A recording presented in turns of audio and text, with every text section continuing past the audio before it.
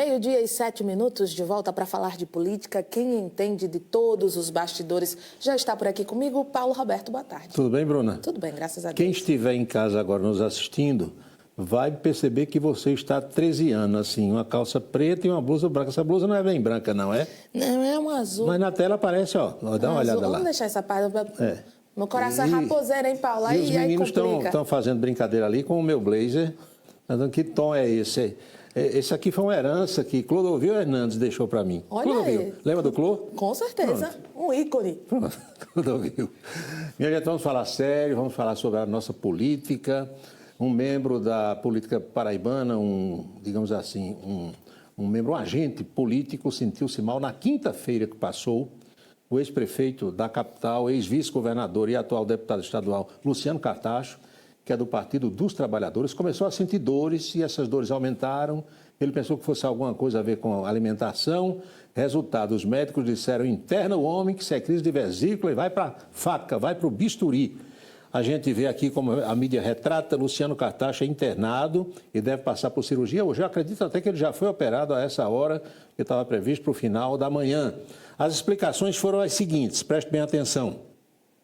O deputado estadual Luciano Cartacho, Partido dos Trabalhadores, foi internado na sexta-feira em decorrência de uma crise de vesícula. O parlamentar começou a sentir dores ainda na quinta-feira e, num primeiro instante, achou que tinha relação com questão alimentar, comeu um camarãozinho na praia, aquela coisa lá, uma ostra vencida, não é? Com a continuidade dos sintomas, ele procurou ajuda médica e os profissionais recomendaram internação para uma cirurgia que, a essa altura, já deve ter acontecido. A nossa reportagem, desde o sábado pela manhã e durante todo o dia, fez um plantão em relação àquela tragédia da caixa d'água da Cagepa, que todo mundo já tomou conhecimento. Mostramos aqui matéria completa, inclusive com a fala do governador João Azevedo. Aqui hoje já mostramos o Lucas Ribeiro, vice-governador, falando sobre a coisa que aconteceu, terrível, repercussão nacional. Mas agora a gente tem aqui ainda uma fala do governador João Azevedo falando sobre as providências que foram adotadas. Para você que não sabe ainda o que o governo fez, o governador João assim se expressou. A Secretaria de Desenvolvimento Humano já se encontra aqui na cidade para fazer levantamento casa por casa, para entender o problema que ocorreu com cada um. Todo o suporte necessário será dado pelo governo do Estado e pela Cagepa. Não deixaremos, evidentemente, que ninguém, absolutamente ninguém, fique com prejuízo por esse desastre que aconteceu. Seja de um portão a uma casa, a um veículo. Todos, absolutamente todos, serão cadastrados e a gente tomará a providência. O pior nessa hora, além da morte da senhora, que infelizmente nos deixou dessa forma trágica, é que tem gente que ainda politiza a questão política. Parece que a gente tem um lado botando a culpa na pessoa do outro lado. Isso é muito ruim. Eu não sou engenheiro, não entendo dessa parte de nada disso, recursos hídricos e tal. Eu só sei que numa casa, na minha casa ou na sua, eu já tive enormes prejuízos por conta de estouro de caixa d'água.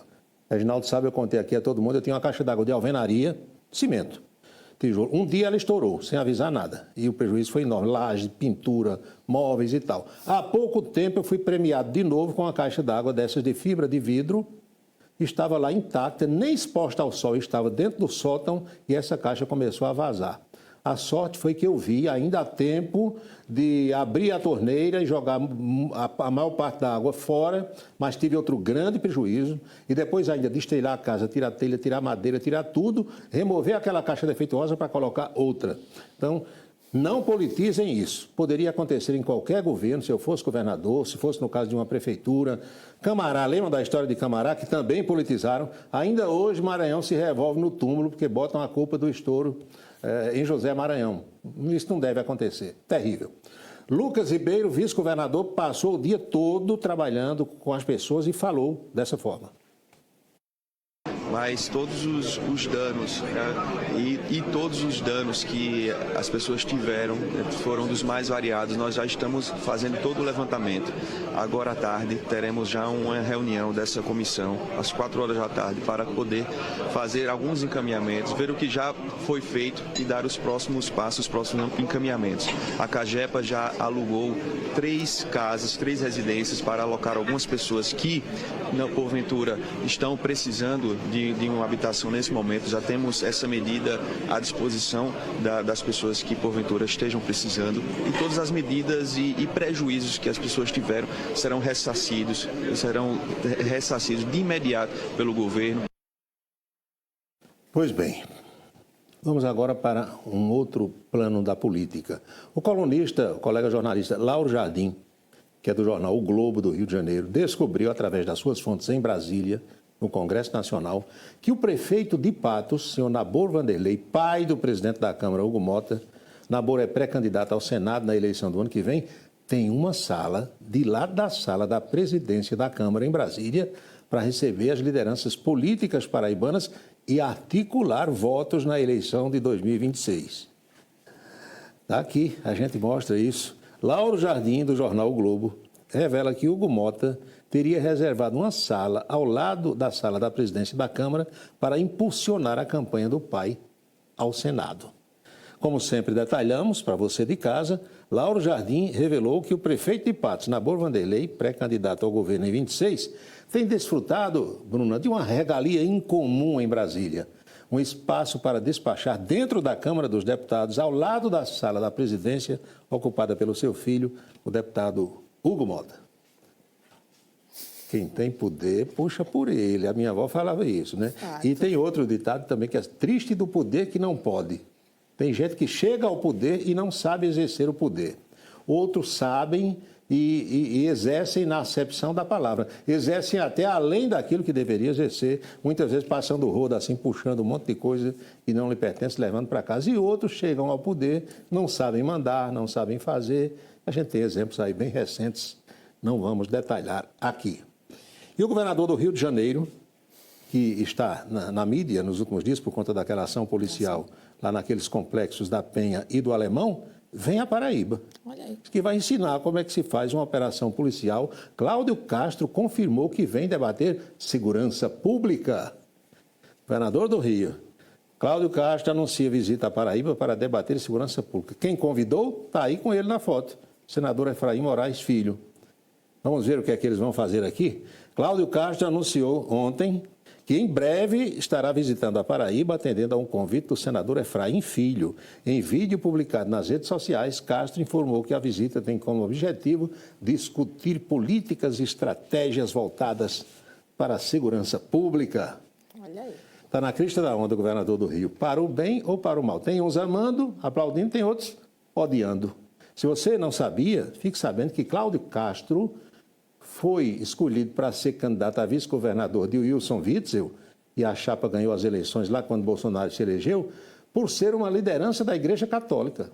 Como o vereador Pimentel Filho faz aqui nas missas em Campina Grande, Reginaldo, toca violão, canta, faz louvores e tal, ele ainda hoje faz isso nas igrejas, nas missas lá do Rio de Janeiro. Já vi alguns vídeos também.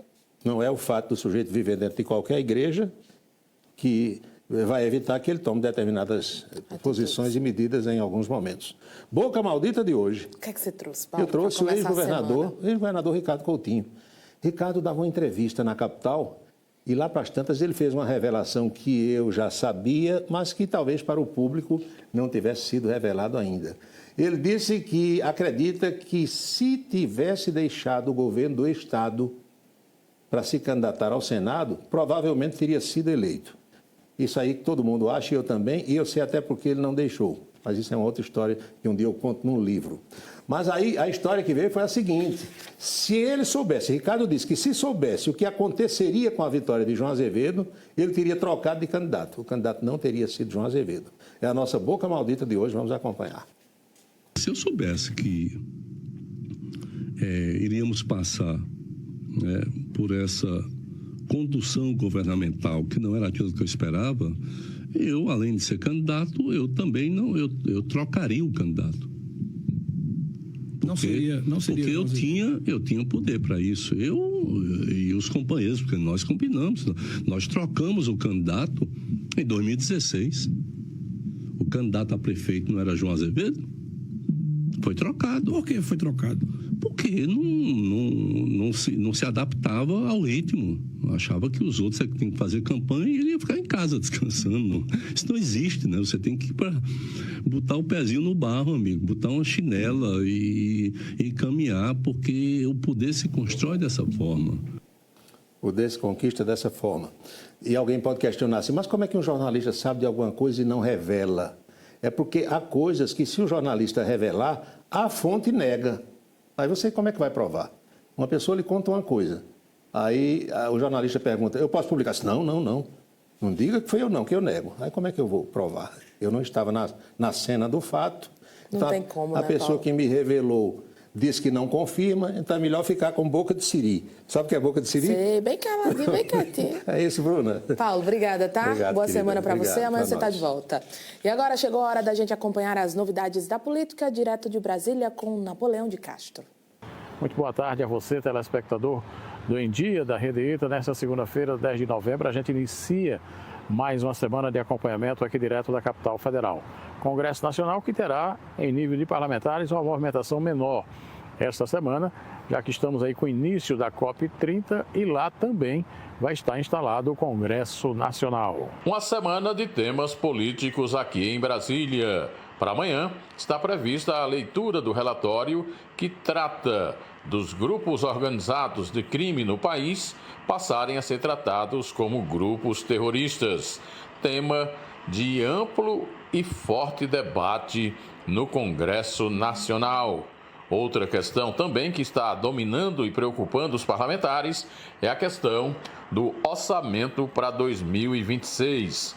O presidente da CMO, a Comissão Mista de Orçamento, o senador Efraim Filho, no nosso estado, falou sobre a exiguidade de tempo neste momento. Vai ficando apertado, é quase inexequível. O relator é da base do governo, é ele que apresenta o relatório, pediu adiamento mais uma vez, e enquanto presidente, cabe a nós fazermos esse alerta. O orçamento que ficar para o ano que vem transmite e gera desconfiança por parte do governo, e isso é ruim para o Congresso, para o governo, e é muito pior para o Brasil. Os destaques, as informações desta segunda-feira de Brasília. Para o Em Dia da Rede ITA, Napoleão de Castro. Muito obrigada, Napoleão, pelas informações. Vamos falar de Enem? A primeira etapa do Exame Nacional do Ensino Médio, o Enem, aconteceu ontem em todo o Brasil. No primeiro dia, os candidatos foram submetidos às provas de